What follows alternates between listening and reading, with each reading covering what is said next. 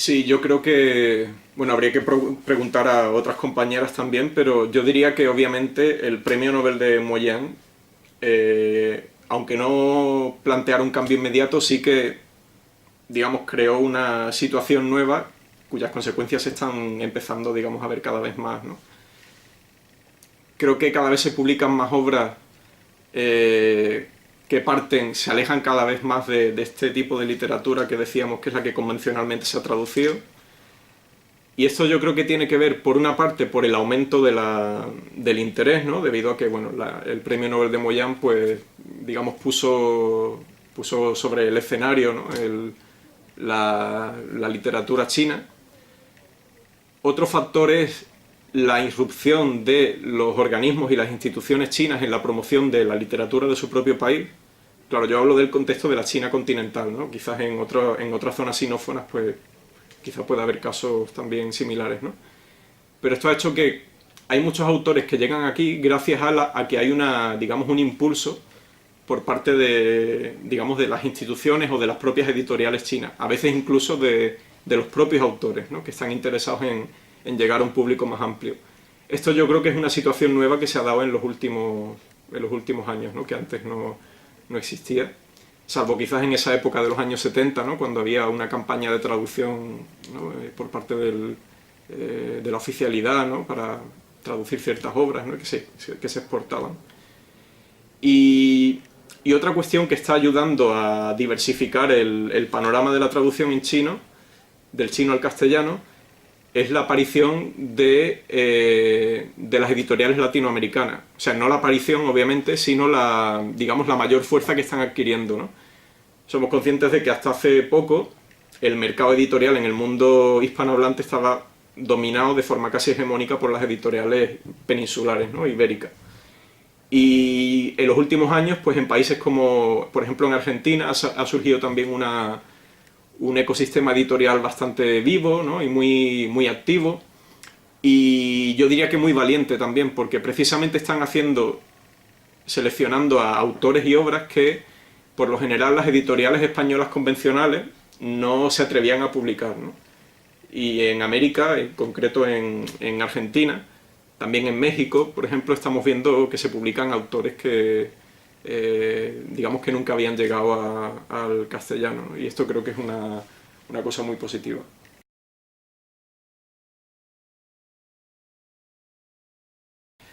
La obra nos vino ya encargada de antemano.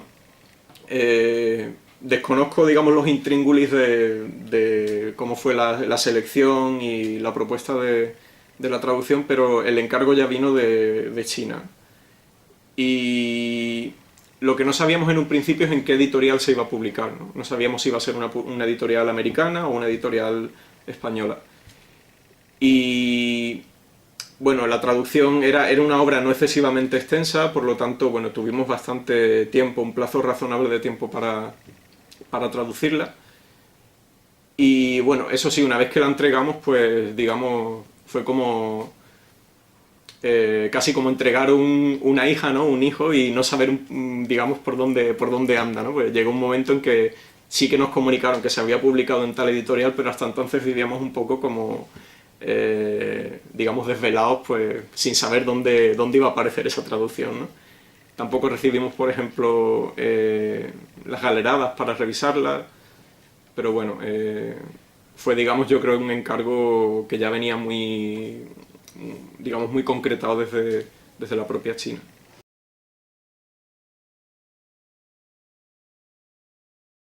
No, en ese sentido, ni siquiera aparecíamos en la portada, por ejemplo. Aparecemos solo digamos, en la página donde aparece la información del volumen, la información bibliográfica, pero no aparecemos en la portada. En ningún momento intervinimos en el proceso ni de maquetación, ni siquiera eso, para la revisión de las galeradas tampoco nos llegaron a consultar. La elección de los paratextos, lo que es el diseño de la portada, lo que son la introducción, el prólogo, tampoco tuvimos ninguna voz en eso. Sí hubo una revisión por parte de un escritor, una revisión previa, y nos envió algunos comentarios sobre la traducción. y que adoptamos en muchos casos, pero aparte de eso, el resto del proceso editorial fue absolutamente, digamos, ajeno a nosotros.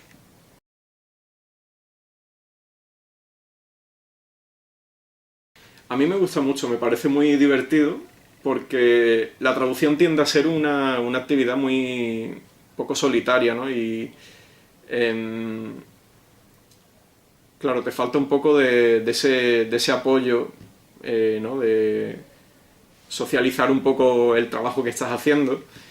Y claro, la traducción en equipo, ya sea en pareja o con grupos más amplios de traductoras, pues suele ser bastante gratificante en el sentido de que puedes compartir información, puedes hacer comentarios casi a tiempo real, por así decirlo, ¿no? Luego siempre está muy bien eso de, ¿no? Una vez que se ha hecho la traducción o que cada uno ha hecho su parte y que generalmente nos la intercambiamos para corregir la parte del otro y luego quedamos, ¿no? Para un café o para cenar y a la vez estamos haciendo la revisión de la traducción. Suele ser bastante gratificante en este sentido. Yo tengo que decir que he hecho bastantes traducciones en colaboración con otras traductoras y mi experiencia ha sido siempre muy positiva. Y obviamente hay obras quizás como esta es la que acabo de terminar, que quizás conlleva un trabajo mucho más introspectivo, ¿no? Aunque suene así un poco solemne, pero digamos que requiere un grado de concentración para el que quizás la traducción, digamos, en grupo sería un poco más problemático, también por la extensión de la obra, ¿no? Digamos que la obra no es excesivamente larga como para, digamos, necesitar la colaboración de otros traductores, pero aún así creo que para mantener, digamos, una forma coherente de la obra sí que es conveniente, por ejemplo, que la trabaje una sola o un solo traductor.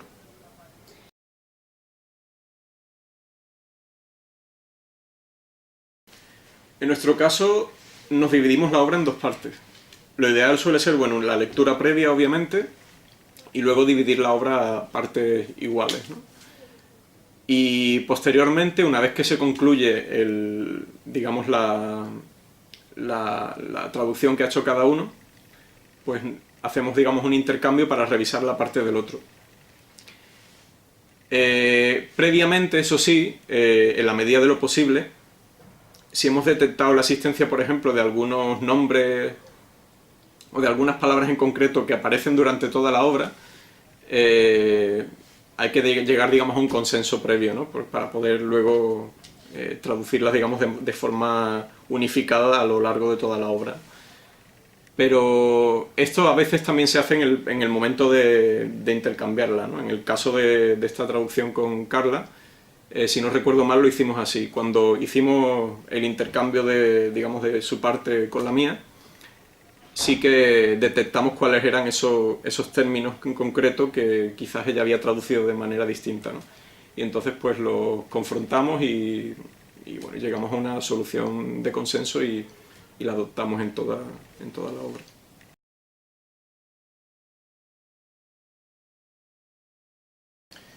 En el caso de la primera novela, claro, yo creo que la promoción fue, hasta lo que a mí me consta, fue únicamente en México, donde se hizo una presentación. Invitaron a la autora, a Fan Fan, y dio una conferencia, digamos, como presentación de la novela. Y hasta lo que yo sé fue esa la única actividad de promoción, lo cual no está mal, por otra parte, ¿no? Porque no suele ser muy fácil traer a autores chinos, ¿no? Hasta ya sea España o América, no suele ser fácil. Y esa fue la principal promoción que se hizo de la obra.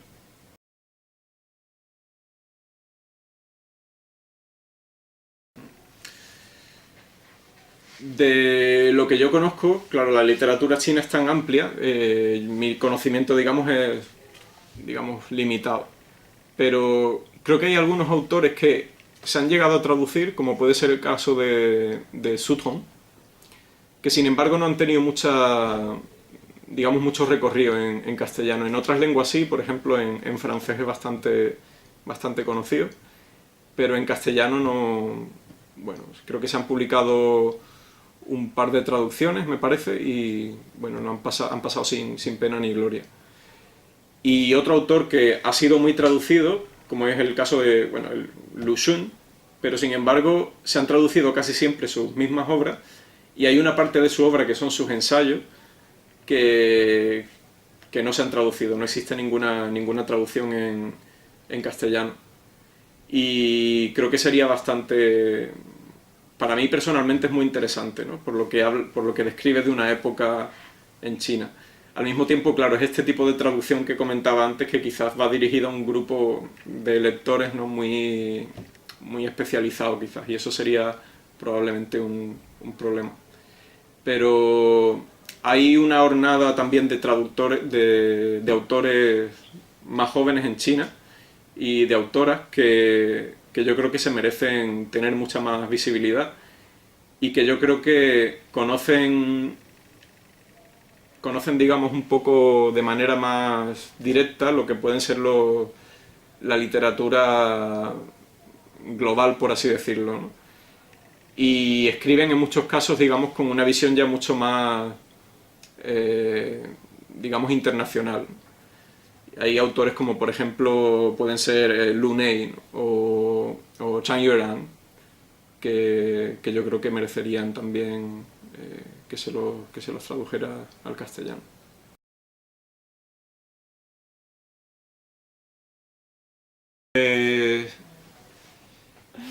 Si hablamos de chino clásico, que digamos que prefiero así como diferenciar, yo por supuesto recomendaría el Jin Ping Mei, en traducción de Alicia Relinque, que además tiene el mérito de ser la primera traducción completa que se ha hecho del Jin Ping Mei a una lengua occidental, ¿no? Y que además, bueno, pues está traducido maravillosamente, como no podía ser de otra manera. Y en lo que es literatura contemporánea,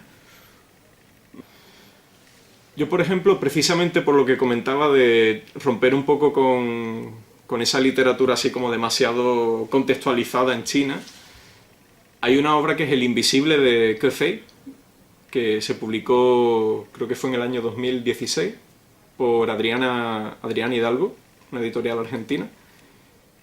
Y creo que es una obra bastante concisa, bastante breve, y creo que puede romper muchos esquemas, ¿no?, de lo que el público de aquí en general suele pensarse que es la literatura china.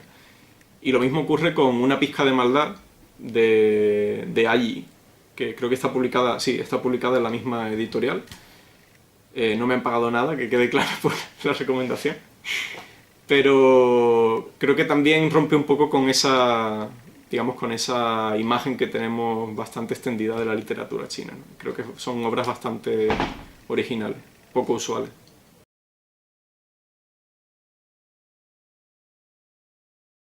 Sí, yo creo que es un problema porque, claro, hay cuestiones, digamos, factores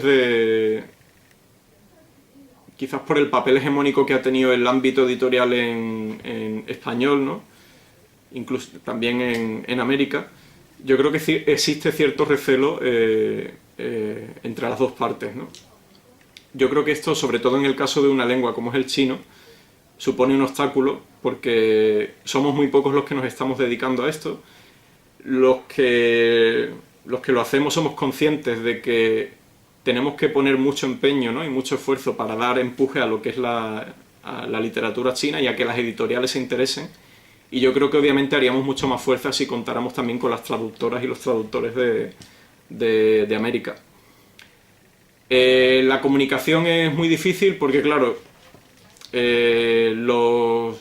los medios en los que nos movemos suelen ser bastante distintos. Yo, por ejemplo, mi conocimiento de lo que sucede allí, en muchos casos viene dado pues por contactos, ¿no?, personales que tengo, ¿no? Durante el tiempo que viví en China, pues he conocido a traductores y editores de Argentina, de México, y esto me permite un poco pues interesarme por lo que se está haciendo allí. El trabajo que hacemos en China Traducida también tenía un poco esta intención, ¿no? Cada año intentamos hacer un monitoreo, un control de lo que se está publicando tanto en España como en los países americanos. Y bueno, hacemos seguimiento de medios, ¿no? La prensa especializada, ¿no? de América Latina, las bibliotecas nacionales, ¿no? También, por ejemplo, solemos recurrir bastante a mensajes personales, a gente que conocemos en distintos países y solemos, digamos, preguntarles directamente por si conocen alguna novedad que se haya publicado. Claro, en mi caso, quizás por el hecho de que yo soy andaluz, ¿no? Y de que hablo una variante distinta también del castellano, esto quizás me hace como sentir un poco de solidaridad digamos, con los traductores, las traductoras y el mundo editorial en América, ¿no? Y claro, a mí me resulta una lástima que no exista esta comunicación y que no haya un intercambio mucho más amplio, ¿no? A mí me encantaría, y me encanta, poder leer traducciones en las que se nota pues un poco lo que es el color, ¿no? Los matices del lenguaje del castellano en distintos sitios, ¿no? Para mí es una maravilla. Y en ese sentido pues me gustaría que hubiera mucho más contactos, aparte por una cuestión también práctica. Por ejemplo, la última traducción que se ha hecho de Xiao Hong, tuve noticias al poco tiempo de que otra obra de Xiao Hong se estaba traduciendo también al mismo tiempo. Por suerte, claro, se están traduciendo dos obras distintas, pero precisamente por la falta de comunicación, quizás podríamos haber encontrado una situación en la que dos traductores en dos países diferentes estuvieran traduciendo la misma obra, ¿no? Y en este sentido creo que también es muy necesaria esta comunicación para que no haya, digamos, reiteraciones y sobre todo para poder, digamos, intercambiar ideas, intercambiar información entre nosotros.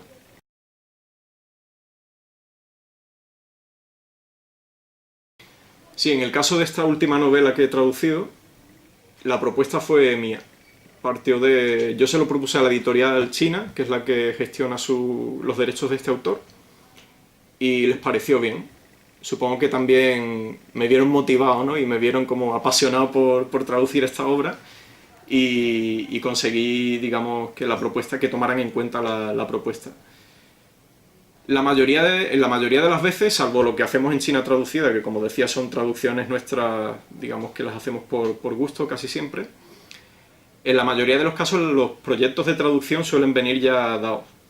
Es la editorial o el agente literario el que te propone la traducción. Y en este sentido yo creo que los traductores y las traductoras deberíamos adoptar un papel mucho más proactivo a la hora de proponer ideas y de proponer obras a las editoriales. Por lo general tendemos a sentarnos y a esperar a que las propuestas nos caigan como si fuera lluvia, y yo creo que las editoriales en realidad están más deseosas de lo que nos pensamos de que les hagamos propuestas, ¿no? Y sobre todo en el caso de la literatura china, que es una literatura a la que es tan difícil acceder, yo creo que las editoriales, o muchas editoriales, están realmente deseando que alguien les haga propuestas.